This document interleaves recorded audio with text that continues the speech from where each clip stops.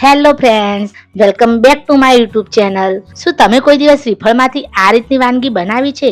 ના બનાવી હોય તો આ વિડીયો પૂરો જોજો, કેમ કે લોકો શ્રીફળમાંથી વધારેમાં વધારે લાડુ બનાવતા હોય છે કે પછી શ્રીફળની બરફી બનાવતા હોય છે. પણ હું લઈને આવી છું એકદમ યુનિક આઈટમ. ખૂબ જ ઓછા ટાઈમમાં બની જશે અને ફક્ત 1 થી 2 ઇન્ગ્રેડિયન્ટ્સમાં બની જશે. અને બીજું કે શ્રીફળમાંથી આવી આઈટમ તમે કોઈ દિવસ નહીં જોઈ હોય. તો ચાલો શરૂ કરીએ.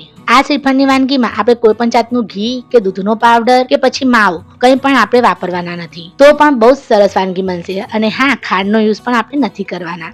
આપણે લઈ લેવાનું છે એક શ્રીફળ, અને શ્રીફળની અંદર જે ટોપરું હોય અને એ ટોપરામાં જે ચીકણી કલરનો ભાગ હોય એને આપણે નીકાળી દઈને અહીં યુઝ કરીશું. તમે જોઈ શકો છો કે મેં બહુ સરસ ટોપરાને છીણી કાઢીને અને પછી એને કટ કરીને યુઝ કર્યું છે. બસ આને આપણે મિક્સરમાં ક્રશ કરી દઈશું. સો ફ્રેન્ડ્સ, આપણે 1 કપ લીલું ટોપરું લીધું હતું, તો આપણે 1 કપ પાણી લઈશું અને એને મિક્સીમાં ક્રશ કરી દઈશું. તમે જોઈ શકો છો કે કેટલું મસ્ત ક્રશ થયું છે. જે આ નારિયેળમાંથી આપણું દૂધ નીકળ્યું એને આપણે ગાળી લઈશું.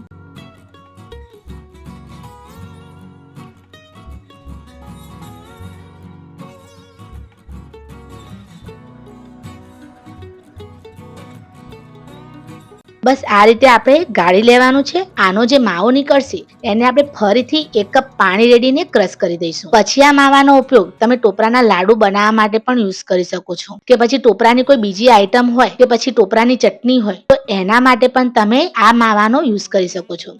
સો ફ્રેન્ડ્સ, આ લીલા ટોપરામાંથી જે આપણે દૂધ નીકાળ્યું એ શરીર માટે ખૂબ જ બેનિફિશિયલ હોય છે. જો તમને ડેરી મિલ્ક ના પચતું હોય કે ના ભાવતું હોય તો તમે આ ટોપરાનું જે દૂધ નીકાળ્યું એનો યુઝ કરી શકો છો. એની ચા પણ ખૂબ જ ટેસ્ટી બને છે. અને બીજું કે આમાં કેલ્શિયમ ભરપૂર માત્રામાં હોય. તમારા ઘરે આવું લીલું શ્રીફળ પડ્યું હોય તો એનો યુઝ આ રીતે તમારે કરી જ દેવાનો. બાળકોને આ દૂધ પીવડાવશો તો પણ એમના માટે ખૂબ જ સારું હોય છે.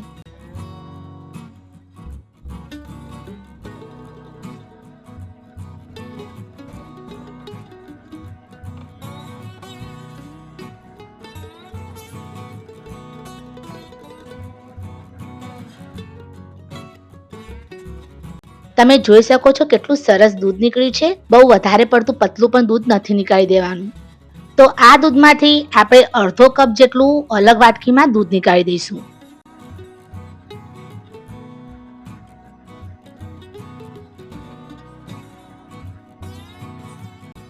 2 ચમચી આપણે કોર્નફ્લોર એડ કરીશું અને આને સારી રીતે આપણે મિક્સ કરી દઈશું.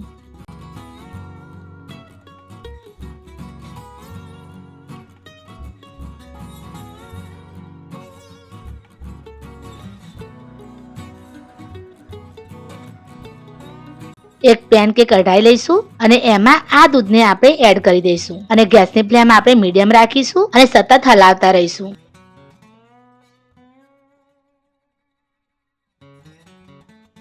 અને આપણે જે કોર્નફ્લોરમાંથી દૂધ બનાવ્યું હતું એ દૂધને પણ આમાં આપણે એડ કરી દઈશું. તો આ કોર્નફ્લોરનું દૂધ આપણે એ માટે બનાવવાનું કેમ કે એનાથી સરસ બાઇન્ડિંગ થશે. આ જે દૂધનું સ્ટ્રક્ચર છે એ ખૂબ જ સરસ થશે. આને આપણે સતત હલાવતા રહેવાનું છે, બિલકુલ બંધ નથી કરવાનું. બીજું આપણે 1 ચમચી કોર્નફ્લોર અને 1 ચમચી પાણી રેડીને મિક્સ કરીને આ ગોળને આપણે આમાં નાખી દેવાનું. અને આપણે ત્યાં સુધી હલાવતા રહીશું જ્યાં સુધી એનું સ્ટ્રક્ચર એકદમ જેલી ટાઈપ ના થઈ જાય, ત્યાં સુધી આપણે આને હલાવતા રહેવાનું. ગેસની ફ્લેમ આપણે સ્લો ટુ મીડિયમ જ રાખીશું. આમ તો શ્રીફળમાંથી ઘણી બધી આઈટમ બને, જેમ કે લાડુ, બરફી, હલવો, પણ આ એકદમ યુનિક આઈટમ છે જે કોઈ દિવસ કોઈ નહીં બનાવી હોય. તો આ આઈટમ તમે એકવાર જરૂરથી ટ્રાય કરજો. તમે જોઈ શકો છો કે એકદમ જેલી જેવું સ્ટ્રક્ચર થવા લાગ્યું છે.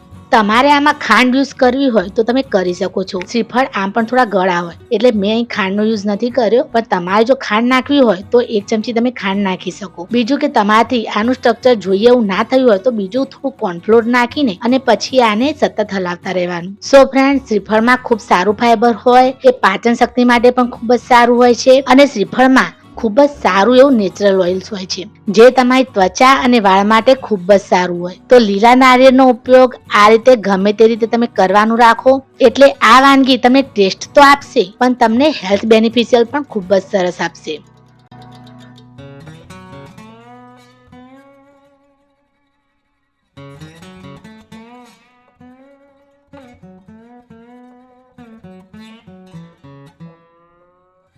આને આપણે નીકાળી દઈશું અલગ બાઉલમાં અને 2 કલાક રૂમ ટેમ્પરેચર ઉપર ઠંડુ થવા દઈશું. અને 2 થી 3 કલાક માટે આપણે ફ્રીજમાં આને ઠંડુ થવા દઈશું.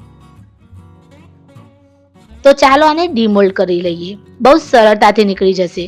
તમે જોઈ શકો છો કે કેટલી અલગ અને યુનિક આઈટમ લાગે છે અને કેટલી સરળ પણ છે. બસ આની પર આપણે કાજુ અને કેસરથી ગાર્નિશ કરીશું. તો તમને આજની આ વાનગી કેવી લાગી અમને કોમેન્ટ જરૂરથી કરજો. અને હા, અમારી ચેનલમાં જો તમે નવા હોય તો અમને સબસ્ક્રાઇબ પણ જરૂરથી કરી દેજો. અને આટલી સરસ રેસીપી જોવા માટે તમારો દિલથી ધન્યવાદ. અને હા, અમારી ચેનલ લાઈક, શેર અને સબસ્ક્રાઇબ જરૂરથી કરજો.